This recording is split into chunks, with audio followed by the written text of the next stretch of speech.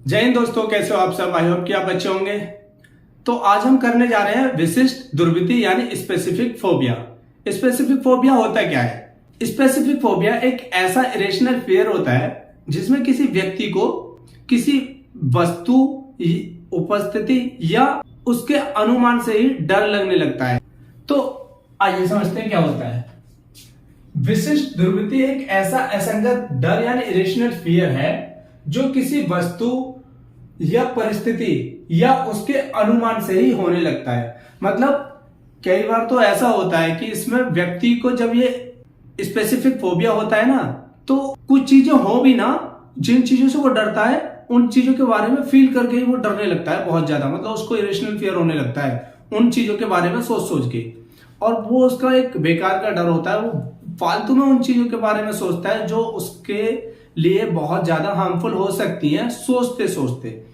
वैसे नहीं होती, एक्चुअल में नहीं होती, लेकिन बाद में जब वो उसके बारे में ज्यादा सोचेगा और उससे ज्यादा डरेगा तो वो घर से बाहर भी नहीं निकलेगा, ठीक है। और उन चीजों में या उन जगहों पर जाने से डरेगा जहां उसको जाना चाहिए या उसको काम करना चाहिए जाके। इसमें जैसे क्या होता है, जैसे बिल्ली का डर, मकड़े का डर या किसी एनिमल का डर, है ना। तो देखो ये रहा, जैसे बिल्ली का डर, मकड़े का डर, ये विशिष्ट दुर्वृत्ति के अंदर आ जाते हैं, यानी स्पेसिफिक फोबिया के उदाहरण है बिल्ली का डर और मकड़े का डर, ठीक है। जितने भी डर हैं उनका 3% केवल स्पेसिफिक फोबिया है, या फिर ऐसे कह लो कि दुनिया भर में 3% लोगों में स्पेसिफिक फोबिया पाया जाता है। ऐसे समझो कि अगर 100 लोग हैं तो 100 में से 3% लोगों को स्पेसिफिक फोबिया होगा ही होगा। स्पेसिफिक फोबिया में बिल्ली का जो डर होता है इसको क्या कहते हैं? इसको बोलते हैं एलुरोफोबिया या गैटोफोबिया। बिल्ली के डर को एलुरोफोबिया या गैटोफोबिया कहा जाता है।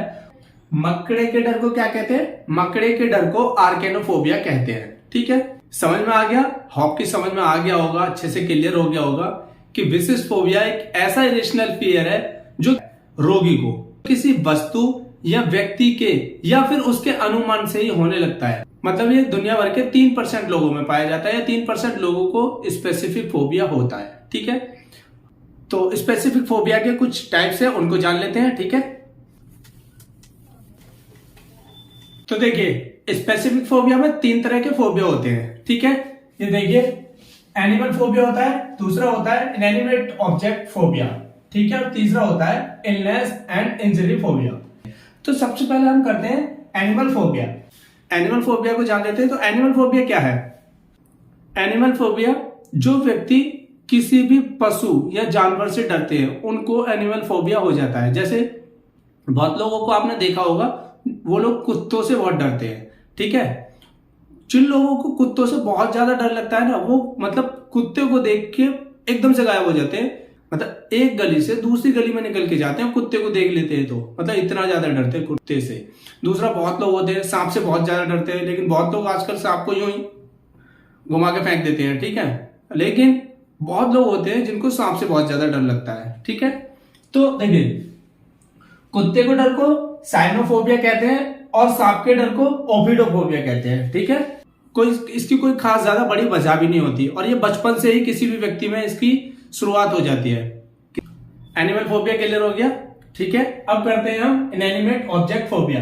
इनएनिमेट ऑब्जेक्ट फोबिया में क्या होता है? इसमें रोगी को अजीवित वस्तुओं से बहुत ज्यादा डर लगने लगता है, ठीक है। जो ये इनएनिमेट ऑब्जेक्ट फोबिया होता है इसमें रोगी अजीवित वस्तुओं से बहुत ज्यादा डरने लगता है। अजीवित वस्तु जैसे ऊंचाई से डरने लगेगा, अंधेरे से डरने लगेगा, कीचड़ से डरने लगेगा, या फिर जो लोग कीचड़ से डरते हैं ना कि वो जरा सी कहीं गंदगी देखेंगे वहां से दूर हो जाएंगे, मतलब गंदगी से डरते हैं वो लोग।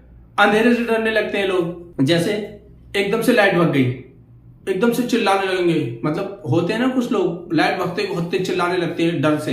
या फिर रात में लाइट को बंद करके नहीं सोते, रूम की लाइट जला के सोते हैं हर टाइम, है ना।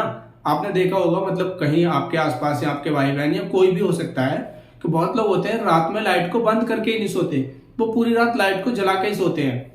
और अकेलेपन का डर होता है इसमें।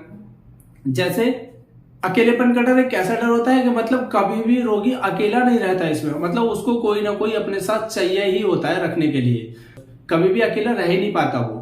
जैसे सब लोग घर छोड़ के कहीं जा रहे होते हैं बाहर, और उसका घर पे काम है, वो नहीं जा पाता, जैसे उसके एग्जाम चल रहे हैं या फिर कोई भी काम हो, उसको जाना नहीं है, तो उसको साथ में कोई ना कोई चाहिए, वो रह नहीं सकता अकेला, या फिर कभी अकेले ट्रेवल नहीं कर सकता, ट्रेवल करने के लिए भी उसको कोई ना कोई पार्टनर चाहिए होता है, ये होता है इसके अंदर। ठीक है, तो देखो फोबिया के ऊपर तो मैंने एक वीडियो, शॉर्ट वीडियो बना रखी है, लेकिन इसमें मैंने एक एक दो नाम डाल दिए हैं। जैसे ऊंचाई के डर को आर्कैनोफोबिया बोलते हैं, और अंधेरे के डर को नाइटोफोबिया बोलते हैं, और अकेलेपन के डर को मोनोफोबिया बोलते हैं। ठीक है, नेक्स्ट आते हैं इलनेस एंड इंजरी फोबिया। ठीक है, इलनेस फोबिया में क्या होता है, किसी व्यक्ति को चोट का डर रहता है, मतलब कोई भी वो ऐसा काम नहीं करता जिसको ये खतरा लगे कि ये काम करने से उसको चोट लग सकती है।